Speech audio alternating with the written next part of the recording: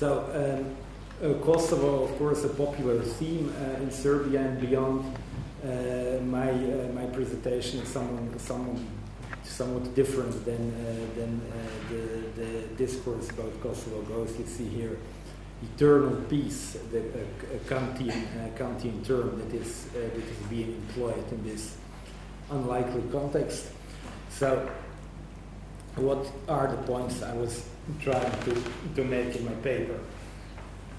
So, I start with the issue of state building, mentioned that the Kosovo issue is both an issue of state building and peacekeeping, and that these two issues are in a mutually independent relationship. I will not go into that. I think it is pretty obvious. Now, going right to an interpretation of Kant. So the so-called DP paradigm, or the democratic peace paradigm, which is one of the interpretations of Kant's stance on international relations, says that liberal states do not wage wars against each other, and it has been this approach criticized by a variety of scholars, also supported by a variety of them, but generally it is claimed under the DP paradigm that the number of liberal states is increasing over the past decades, and that there are no instances of mutual warfare among them. So there are instances, as we know, of war between liberal and illiberal states, and between illiberal states mutually, but this, okay, we are familiar with that, so I'm not going into that. Concerning Kosovo, Kosovo might disprove the democratic peace paradigm, and I claim that it will disprove it if the conditions arise for that. So even if Serbia and Kosovo are democratic, the potential for conflict, I will say why, is such that it is likely to become an armed conflict again. Although at this point, as I say, this case of Kosovo cannot falsify this paradigm, because war has still not happened between a democratic Serbia and a democratic Kosovo, but I will claim that the likelihood for that is quite big. The reason, just to mention that right away, is that the unresolved issues between Serbs and Albanians are almost impossible to find a solution to, and that the potential for lasting danger of armed conflict will continue to exist.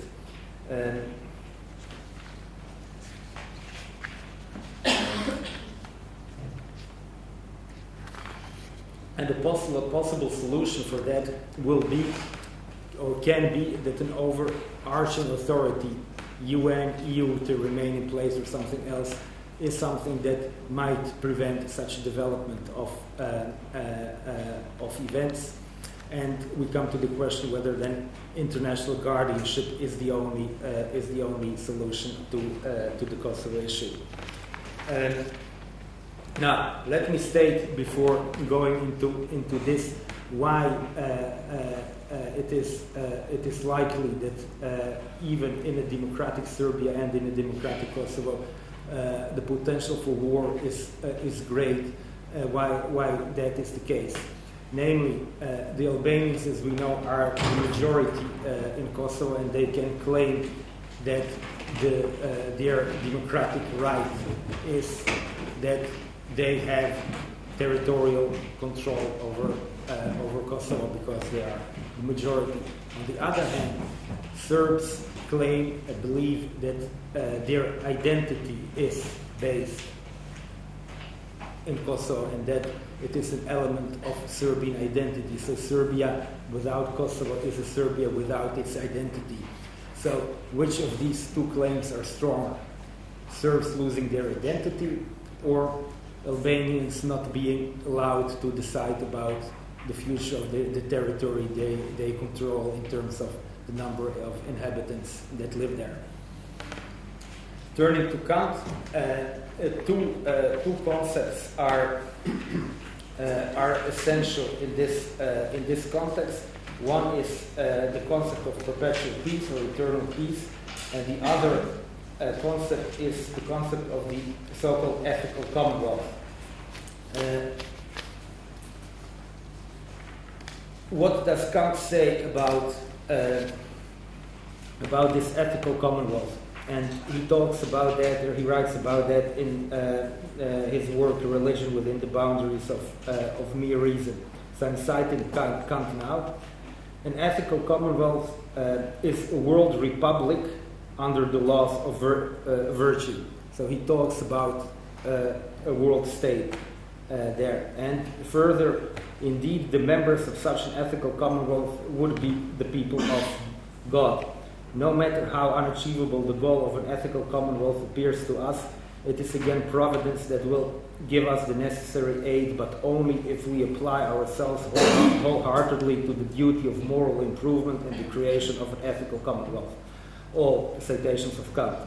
Further, the highest political good and the highest moral good can only be achieved simultaneously, and that can occur solely in a world community, in a world state. The political extension of such a community is a world state.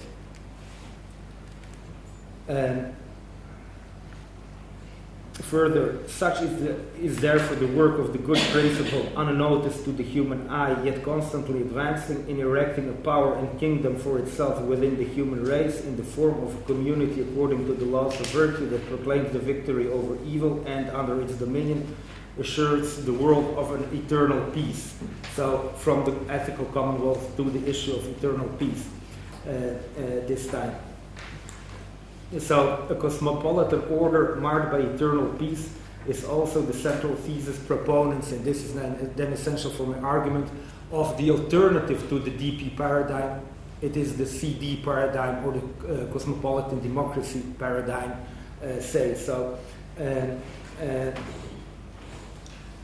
it appears, after reading Religion Within the Boundaries of Mere Reason, that the right interpretation of Kant might be the one that is also being advanced by proponents of the cosmopolitan democracy paradigm, who argue that it is a democratic cosmopolitan order rather than democratic sovereign states that warrant stable peace.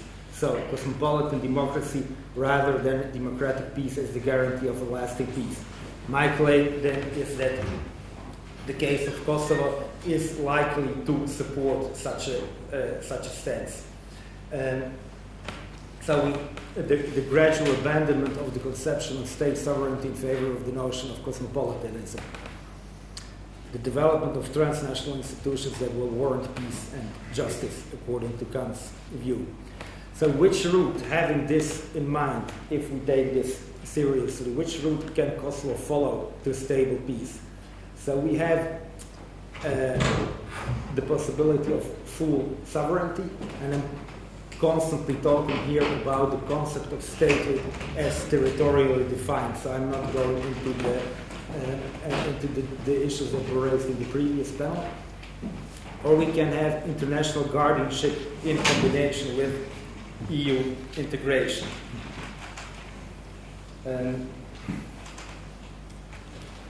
So I'm reading from my paper again.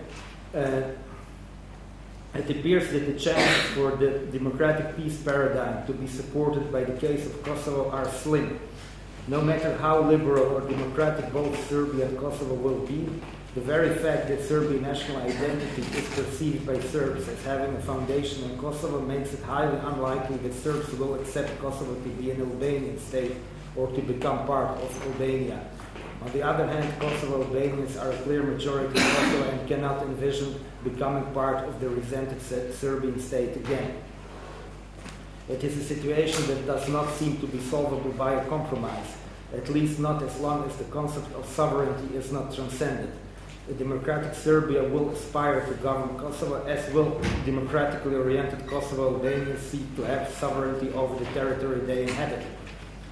Such a state of affairs is instilled with the potential for armed conflict, no matter how liberal or and democratic Kosovo and Serbia are. The struggle for Kosovo among Serbs and Albanians was not a struggle against human rights abuses, political repression and discrimination. It was primarily a battle for political control over a territory. A liberal and democratic Kosovo will therefore not solve the main problem. Both Serbs and Albanians will continue to aspire for the political control over the same piece of land. The ones will argue that they are trying to preserve their identity, while the others will raise arguments related to the democratic will of the majority of inhabitants of Kosovo. Since none of these two arguments, either preservation of identity or the preservation of democracy, appears to prevail in moral terms, there does not seem to be a just solution, a solution based on justice. That is the argument I'm making.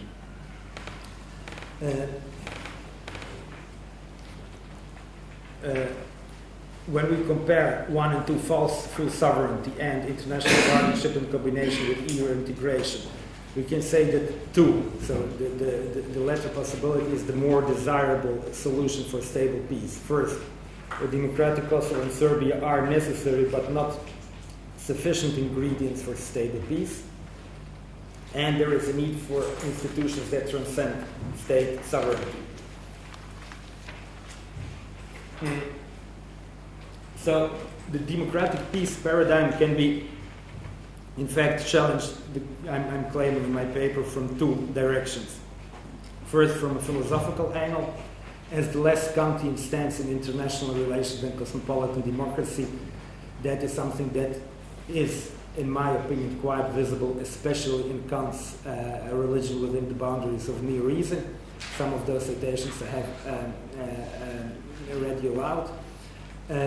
But this philosophical argument has never been applied to the case of Kosovo, at least not as far as my knowledge goes.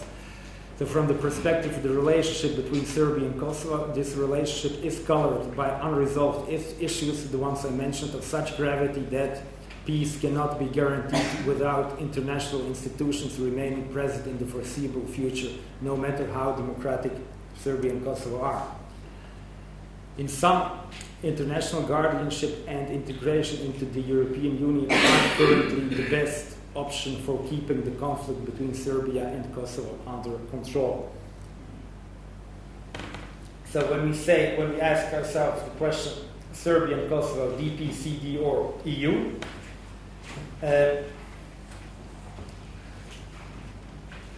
let me not repeat this, what I have already said.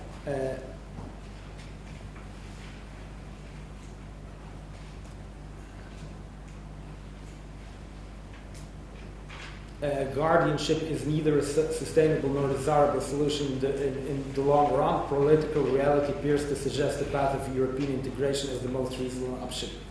So, back to Europe as a peace project, I'm asking myself then. So, in varietate concordia, unity in diversity. If the concept of European integration, a concept that is summarized in this motto, is applied to the global realm, we might even envision state sovereignty being transcended one day in universal terms. The project of Europe is faced, of course, as we know, with a variety of problems. I'm not going into that, so this slide will I will not talk about, because I will extend my time limit in that case. But the point I'm trying to make with this slide is that I'm not a Euro enthusiast, as might follow from the other issues I raised. I'm not a Eurosceptic, but I'm just to make this clear. A possible solution will be a cultural redefinition of Europe that helps us preserve Europe's moral identity. That is the response to this Eurosceptical remarks from before. So I'm not going into that. The consequences for Serbia and Kosovo are the following. So Serbs and Albanians have the opportunity to accept the moral groundwork of a culturally changed Europe. Hence, a strengthening of Europe's identity that is based on its moral underpinnings will serve Europe in general to confront the dangers it faces, as well as Serbs and Albanians in particular to achieve stable peace. And then for an interesting elaboration on the argument on the relationship between European identity and EU enlarged, I citing Thiel here. Let us not go into that in detail. The future. So,